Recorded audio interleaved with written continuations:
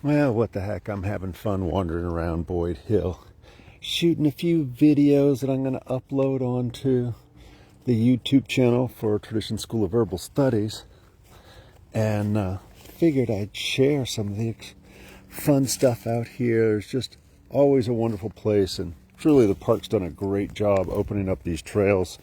I've been negligent. I had not been out here yet since the hurricanes, but as far as I can tell, all the trails are open, critters are happy. Ooh, ambrosia. So this is actually in the perfect state here. So this is ambrosia. You know it by a different name. This is ragweed. And it is used for ragweed allergies, but you have to get it before the pollen. So you can use it fresh or dried. I prefer it fresh. Ooh, what's that? Oh, pretty rock. And wait, I just went by it. I wanted to make sure. All right, so don't touch that. That is poison ivy. And see, it has different colors. The stem is usually red, but not always. And we'll find some more because sometimes it's a vine, sometimes it's a bush. It's a lot of it out here. And it usually grows right on the edge of trees. So not to be confused with, there is Virginia creeper, 5 leaves, but sometimes it only has 3. And right at the base of it, look, more poison ivy. All right, let's see what else we can find out here that's interesting. Well, from a botany standpoint, this is really cool to find because this is a Dioscorea. I'm just assuming this is an air potato without actually taking my hand off the phone. I'm going to say it's a safe bet. We have air potatoes out here everywhere. And although it is a nasty invasive that really does screw up a lot of parts of our park system and so forth, it is considered a Chinese medicinal herb that's used for a variety of damp heat conditions. Ooh, what's that? What? Nobody's on here yet? Look at that. It's a little hard to tell, but that St. John's wort is one of our many local species, which is, I think, always a treat. And I just had somebody who I respect, and I got to go back and read it. I know I saved the post, that they did find it had a number of medicinal benefits, different from the St. John's wort that we use as the herb of commerce, that has the red oil glands in there that is particularly good for any kind of nerve issues, and it can be used internally or externally, but because it interferes with so many prescription medications, if you're on anything, to include birth control, make sure you don't use St. John's wort internally, but externally as an infused oil or as a compress, it is very, very safe and effective. Whoa, it's poison ivy day. Yay. Well, it's getting bigger and bigger. Oh, nope, Virginia creeper. But, oh, I don't know if you can see it, the glare of the light. If you go all the way up, that's poison ivy, all the way at the top, right before the branches there. So, yay. Boy, if you're gonna, there's a school of thought that forget learning about the edible and medicinal plants. First thing you ought to learn is all the toxic, dangerous plants. And once you know those, you figure you're good. And yeah, at least you won't kill yourself then accidentally by eating the wrong plant. I was on WMNF recently, and hey Barbara, long time no see. I was on WMNF, I guess last week, whenever it was. I guess it was this week. And one of the more common questions I always get asked, and they ask me again, is like, what do I think of all these cool plant apps? And they are just that. They're cool plant apps, and they're a tool in our toolbox, but not to be used as our sole form of identifying anything. And making sure you take a botany class. And there's community colleges, universities. Ooh, is that what I think it is? Oh, it is. Or, I really like botany in a day or botany every day. All right, let's see if we can find a... Ooh. Uh-oh, poison ivy. I don't care. I want to find a wild cucumber on here. But Mark Williams, a wonderful herbalist, botanist, teaches an online version of that. At least I assume he still does. Well, I see some flowers, but I don't see any fruit on here. Ooh, wait, is that more? Let's chase it down. Stalking the wild cucumber. It's almost sounds like a good name for a book. Sorry, I'm making a stalking the wild asparagus joke there for anybody who doesn't know Yule Gibbons. Oh, what's that? No. Oh, I found the mother lode. Look at that. They look like little baby watermelons. It's even kind of stripy looking. And if they have any black in them at all, don't eat that. But that is a wild cucumber. Ooh. So if you eat that, you won't die, but you might wish you had. If it's black like that, it will give you cramping explosive diarrhea. Oh, there's a nice mix. So those smaller purple berries, I think, yeah, this is corkscrew passion flower, or passion vine. So technically you can eat that. And that's one of the biggest ones I've seen. I think I'm going to eat that. So that's not a wild cucumber. That goes with, whoops, too many vines here. That goes with this vine, which is this corkscrew. Oh my God. They've always been too small to eat. That actually is better. As actual Passiflora incarnata is actually kind of got a sour thing going on. But, whoops, this is the biggest corkscrew. And those are so good. That is not what that is. It's interesting that these two are mixed. This is more the cucumber vine. And that might accidentally fall into my pocket because I really want this growing at home. So this is, I believe it's not native, so I feel a little less guilty about this. But it is super yummy. It's very easy to identify. And, oh my gosh, oh, my pockets are all upside down. Come on, you can do it. There we go. So, yeah, I always consider that one of my treats, but whatever you do, don't eat it if it looks like that. I tend to find this, more like walking around the neighborhood in a city block or something like that. Hey, Salua, hey, aren't you supposed to be working? I'm just messing with you. Oh, that's funny. Teach y'all to be there working. And this is an interesting one. I don't know this as an internal food or medicine. This is a lipstick plant. Let's see if I can get a better shot. There we go. But this is a dye plant that has a white dye. Sorry, I'm trying to put my button on with one hand, and clearly I have no talent. And let's see if I can. And so, see this kind of orange. It's a really pretty color, and luckily it's not permanent, but it's got a really rich orange color to it that I really like, and that was used for dye for the indigenous people, as far as I know, clothing dye, so many other things. So I'm not sure which nightshade this is, but I found some of these yesterday. I was out walking at Maximo Park, and so whenever you see that, you know that you have a nightshade. And so the nightshade refers to this little papery covering over that.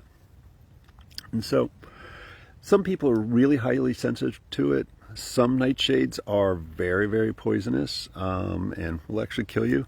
But because I feel like I should know what this is, but I don't, I'm not going to snack on that. Ooh, look at that. I'm not used to finding this out here. So this is a rubus. This is our dewberry. And so we can use this exactly the same as red raspberry leaf. So the leaves are medicine. It will have an edible fruit on this. It's a little bit of a bully. It will take over an area. It will put out lots of canes. It'll just grow all over the place.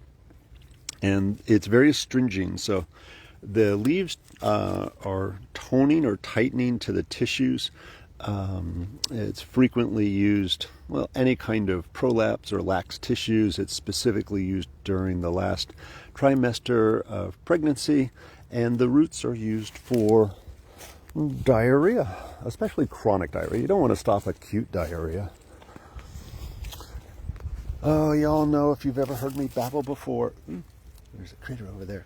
My favorite plant of all. It's just a beautiful Biden's. Look at how perfect that flower is. Biden's is probably my most commonly recommended plant. It's food, it's medicine, it's good for acute bites and stings, it's good for chronic urinary tract infections, has an affinity to the lungs, and my favorite use of it, if you've ever been on an herb walk with me, is for a lingering cough after a cold and flu with clear and white phlegm.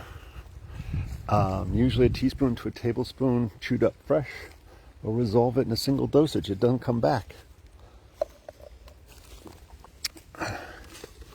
Yay, oxalis. You know, it's always fun when you're feeding novices random weeds out of the ground, and they expect everything to be bitter, which isn't wrong. But this is always a fun one to eat. The oxalis, or giant clover as it's sold in Publix, is super sour, and it's a flavor they don't expect to get when they eat those. And so, super yummy. I've used it only as food. I know it has some medicinal properties, but for whatever reason, I've never used it. There's always a concern with people who produce a lot of kidney stones from oxalic acids, that they have to be careful with the oxalates in there. But luckily, not an issue I deal with, so I eat the heck out of it and don't think twice about my oxalates. Oh, if I didn't say it before, this is my first time out to Boyd Hill since the hurricanes, and I'm really happy with what the park rangers have done. They've really done a bang-up job. It looks like, I'm going to say, most of the trails are wide open, and sure, there's trees down and everything else, but just as lovely a walking as it ever is. So if you've never explored the back, there's this little creek that connects into it, and this is an old cow dip. And so Florida was a huge, and continues to be a huge cattle country. And back in the 1800s, when the cowboys were getting ready to take the cattle to market to sell them, they would have to get all the fleas and ticks and yucky stuff, and they would basically dip them into they'd run them through these little creeks that they'd block off and fill with, I don't know what they would use, but something toxic and gross that would kill off most of the critters that they didn't want on them. Not ready to head back yet. Got to find my way past the creek and circle around the other way. Decided to take the sunny route today.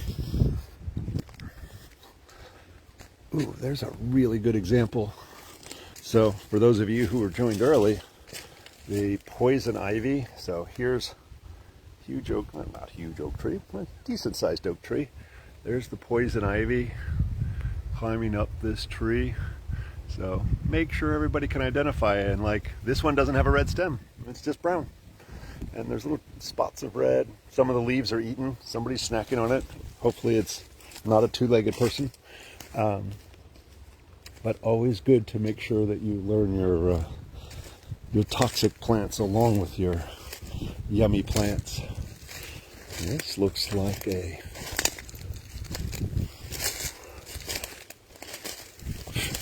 lots of bugs. Is that furry? That is furry. This should have a little bit of a stink to it. Some sort of a magnolia. No flower buds on it, but yay, magnolia. So magnolia is a Chinese herb. So we use the bark of at least a 10-year-old tree, hopo, and it directs the energy downward. Can be used for nausea and vomiting, particular for a tense condition or chi stagnation, causing nausea, vomiting, poor appetite. It's kind of warm and dry.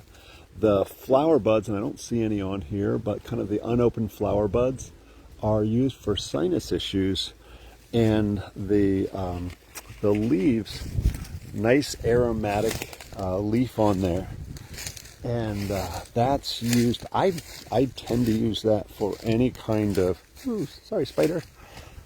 I tend to use those leaves for any kind of wet, cold, lung issue. I particularly like it for stop smoking. You combine it with other herbs because there's usually some heat then if they've been smoking for a while. But the stress of withdrawal from nicotine, I really like those leaves. Oh, you know, I started this all out. Oh, actually, no, I haven't. Ha ha ha ha. So I made a few videos, but there's some old beautyberry. And you can see those lighter purples, so not to be confused with poke, Phytolacta americana. This is Calicarpia americana, and clumps of light purple berries along the stem. Edible berries, and the leaves are wonderful insect repellent. They can also, the roots, bark, and the leaves can be used for a wet cough, anti-infective, and the roots as well, just beautiful oxalis down there.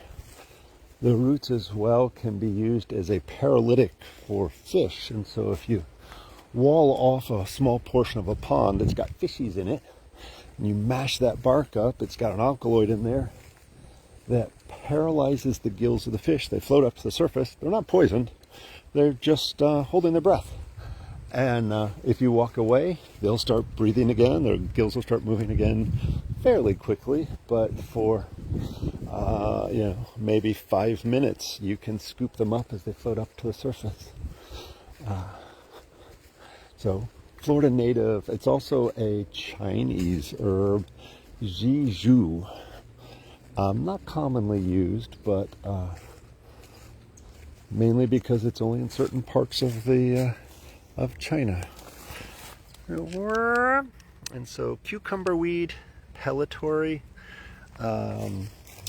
Think of it for the Western herbalists, it's more of toning to the energy of the kidneys and the urinary bladder, mild lymphatic, and a mild diuretic, and super yummy. Who's in there? Oh, who are you? Is that a bunny rabbit? If y'all see me scream all of a sudden, you'll know why. Nope, it's a fluffy-tailed squirrel. Run, squirrel, run. Ooh, he's well fed. Uh-oh, there's people. I hate people. No, I don't. I like people.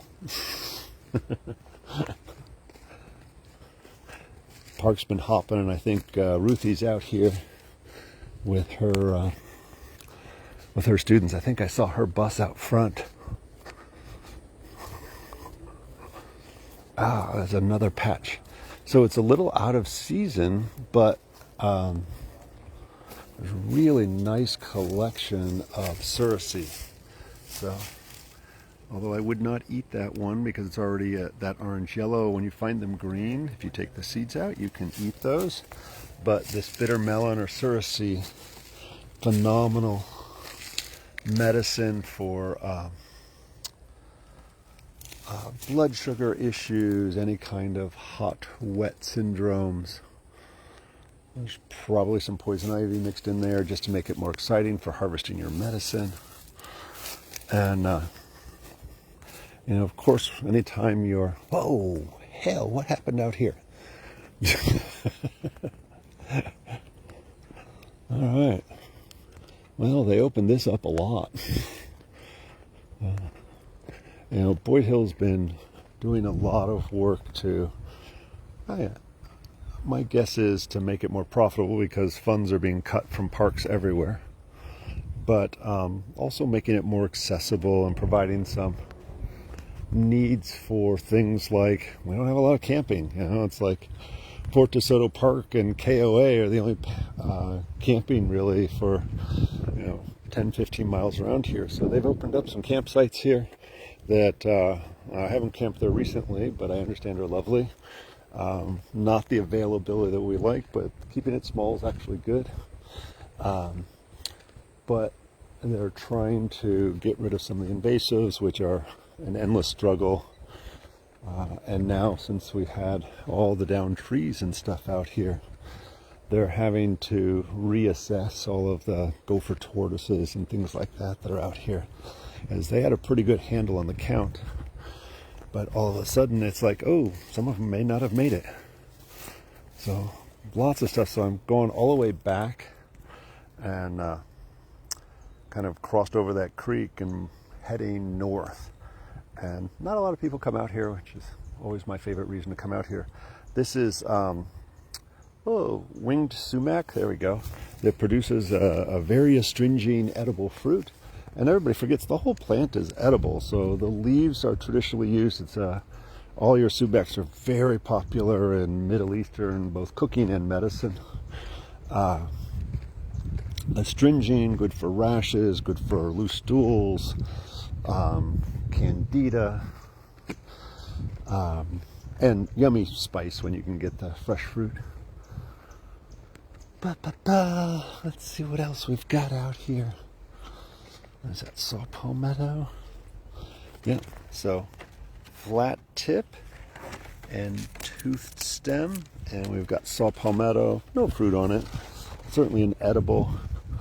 I like snacking on them. I'm sure we'll get some blooms and fruit on there soon enough.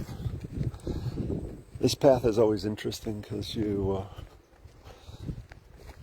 if you come like a few weeks apart, you'll see completely different plants. They each kind of have their own little month that they dominate just on the sides of the roads here. A couple of plants, I'm not sure who they are. I've looked them up before and I always forget.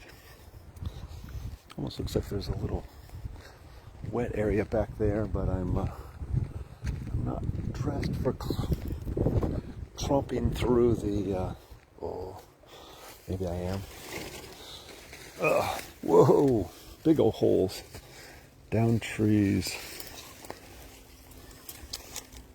Oh yeah, it's a little marshy, like a dried creek bed there.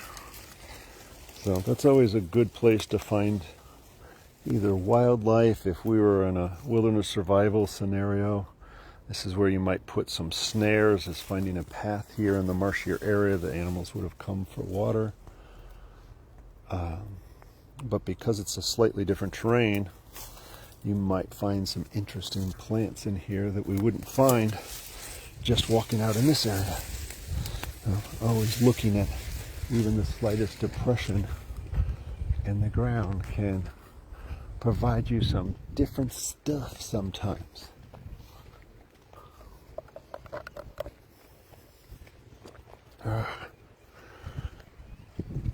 Ooh, more down trees, yay. Figure the down trees keep the riffraff down.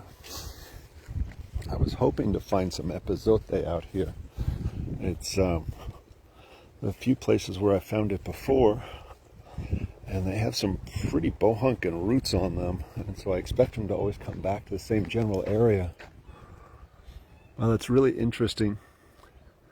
I walk back here a lot, and usually you can't actually see the water, and my guess is there was enough saltwater intrusion into Lake Magori, or they've done some kind of weird eradication, because it looks like I could walk right to the water's edge from there. I may have to save that for another day. I still plan on getting some work done today.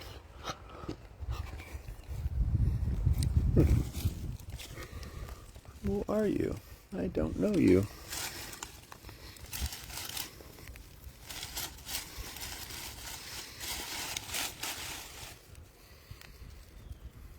Some sort of a laminaceae, but I don't know who they are. Oh well, find them on another day. Lots of St. John's wort, some wild grape. Oh, here's a fun one. Oh, I need two hands to actually show it properly. But this is crowfoot grass. And so it's always fun that if you had a little sand and you turn it and it went bloop, bloop, bloop, bloop, bloop, bloop, you could make little footprints. But this has an edible grain. Let's see if I can do this with one hand. And so the ideal is when they're first just starting to turn brown, and if you could, you'd gather them all up into a bag or something like that and separate the seeds from all the wheat from the chaff here. Oh, can't do that. Oh, there we go. And that's an edible grain that comes in the crowfoot grass. So if you had a coffee grinder or something, we could mash it up, a mortar and pestle. I've actually done stuff with it once, and I was lazy, so I mixed it half and half with flour. And I'm going to plant some more so that we can find more of these later. Yee.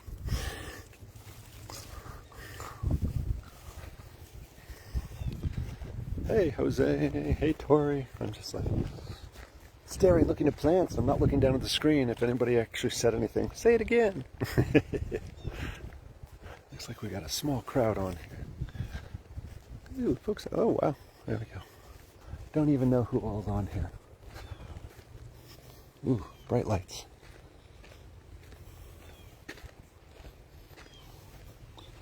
I've been surprised. I haven't seen any snakes out here yet, which is, sometimes I see them, sometimes I don't. I think there's been too many people out here. Today everybody's out trying to get some exercise and working off all that Christmas dinner from last night. Ooh, there might be something interesting out here. I see, oh, there's some peppergrass. You know, it's funny, as much as I see peppergrass all the time, when you go to a different location, oh, look at that, it's beautiful. It tastes so different when you go to different areas. And so, finding it in the wild is always a little bit better. We'll see whether it's spicy or not. So if you don't know peppergrass, poor man's pepper, oh, there's more sweet to this. Not quite as sharp a taste. So this is a really yummy patch here. This is a huge patch, actually. And so, peppergrass or poor man's pepper, there's more of it, is actually a Chinese herb, ting li zi, and it's used as an expectorant.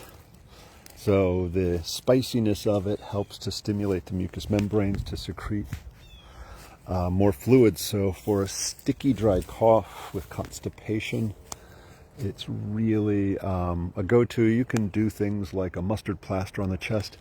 That's a water feature back there that I have not seen before.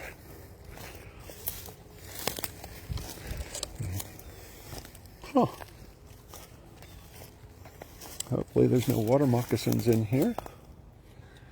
Certainly no shortage of bugs. I'll be darned. Alright, docksiders are not the things to go hiking through a swamp with, so I'm going to be shy and come back another day and play there.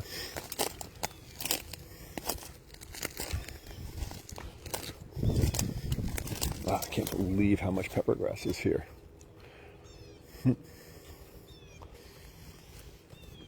Humans. I did discover a new plant. I walked the other side, and I'm going to have to do my homework on it. It is definitely one I didn't know. It was listed as a hallucinogen, and said it was commonly used by indigenous people wherever it grew for divination and spiritual work, except it never got very popular outside of the traditional healers because so many people died using it. So I'm going to be curious, although I don't think I'm going to test that one out. And no, I'm not going to tell you all what it is. Go learn botany and find it on your own.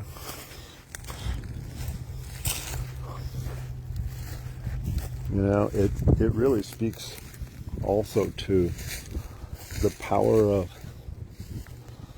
the indigenous knowledge that we can learn chemistry all day long, and we can analyze things in a variety of different ways, but 10,000 years of history will beat that every time.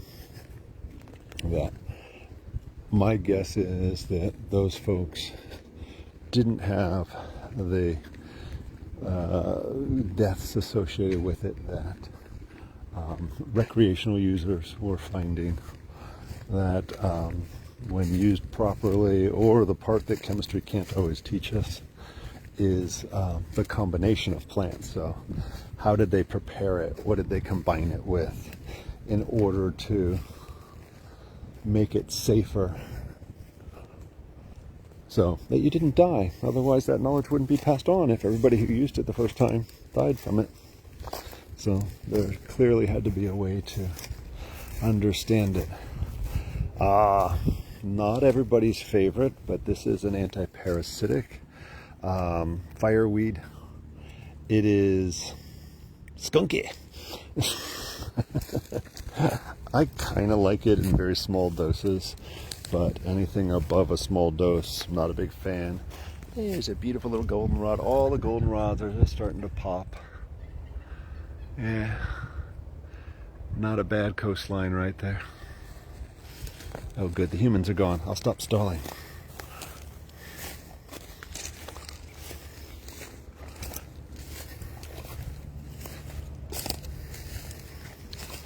I'm surprised I haven't been yelled at more, because I do tend to wander off the trails, which I don't recommend, but I'm super careful about where I step. And the park has gone through, because so many plants in my yard, I lost so many rare plants due to the saltwater incursion that literally my yard was decimated, besides a couple of big trees down. But I'm quite sure they've gone through, and I see more marked rare plants out here than I've ever seen before, that I'm sure that they're afraid they lost a lot of stuff out here as well. But I will say I'm seeing that outside of the trees being down, and mostly the pines, that everything's done really well. Well, we've got a few live bodies on here, and I'm sure a few people will watch it later when they're not families visiting, but I'm gonna go ahead and end this little funness. And what's up? How's Germany? What time is it in Germany? It's probably the middle of the night. Go to sleep. But I'm gonna go ahead and end this. If you're in our area here, you can join me on January 1st if you don't party too hard. And I always do my free herb walk down at Forest Bluff Park, down on the south side. It's off of 4th Street and about 64th Avenue South. You can register online or just show up. There is a possibility, because I saw it was going to be really cold that morning, and for me to get up and go out there and do an herb walk and be vaguely sane, I might or may not make a big old pot of Wyusa for people to enjoy. Also, tomorrow evening is the Herbal Open Forum, and from 6 to 8, and it's going to be on Facebook Live. Just show up. You can find the link to that on the Traditions Herb School Facebook page, and if you say, ooh, I'm going, then it'll give you a reminder when I jump on there a few minutes prior to the event. And there's lots of other cool classes. We've got a vitamin mineral class coming up that I don't know whether it's listed as available to anybody who wants to, but you don't have to be involved in the program if you want to take vitamin mineral class. So part of it's just a basic review of different macro and micronutrients and some of their uses, and what underdose or an overdose of those look like, food sources for all of those. And then we'll look at some specific issues that can be using vitamin minerals and why we might recommend them to our clients. And so really appropriate for all levels of herbalists, or people just trying to be healthier, or have malabsorption issues, crap ton of medications. All of those people, there's usually some sort of nutrient depletion based on the medications that you're taking. And then we got lots of Western Herbal 101 classes where we look at our native plants in this area, what their specific uses are. So my running joke is some basic medicine making and 30 herbs you can't kill anybody with. But instead of talking about the European herbs or the plants up in the Northeast, which most 101 classes focus on, we do at least 2 herb walks, and we really explore the replacements from our local bioregional plants here. So hopefully I will see some of you in class, or I'll see y'all because I work with you. And hopefully you can join me on an herb walk live and in person someday soon. So y'all enjoy your holidays. I know I am going and playing in the woods, so best place to do that. Oh, and for the open forum tomorrow evening from 6 to 8 Eastern Standard Time, that was for Ann. I'm going to focus on food just because all of us overindulged probably over the holidays. But you can always email in a question at acuherbals@att.net, ACUHERBALS at att.net. Man, I don't even know my own email address. But probably any of the office emails will get to me at some point. Ooh, let's go this way. There's 20 people there. And if you don't know it and you're just randomly wandering in here for some weirdo walking through the bushes talking about how to eat them, you don't know it, there's acupuncture and herbal therapies. We've got a bunch of awesome practitioners there. There's the Tradition School of Herbal Studies, where you can learn lots of cool herb stuff, everywhere from beginner to clinician, or lots of just like, ooh, that sounds interesting, standalone classes for your own experience and education. And you can find out more at acuherbals.com or traditionsherbschool.com. We've also got student clinics 3 nights a week.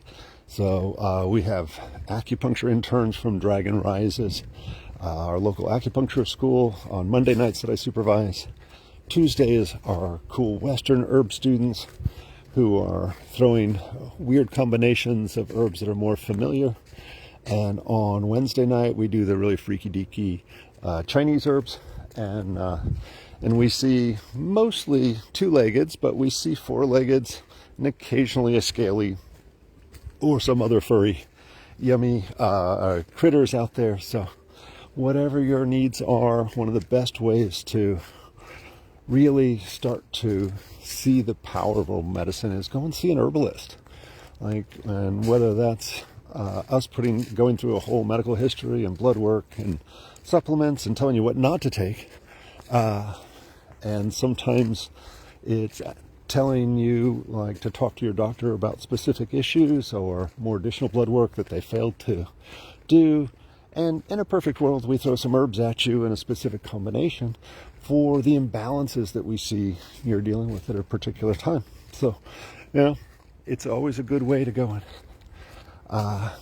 Not try to guess in Google, which is not a very effective way to utilize herbal medicine. Go see an herbalist, and if you're not in this area, find one in your area. I won't say a student clinic, we don't do online consultations, but a few of our practitioners do online consults. So that is an option. If you're like, there's no herbalist in a million miles of me, I'm sure there is, you just haven't found them yet. So find an herbalist, have fun, go play in the woods, learn all your not poisonous and poisonous plants, hug a tree, have a blast, enjoy your holidays, and see y'all later.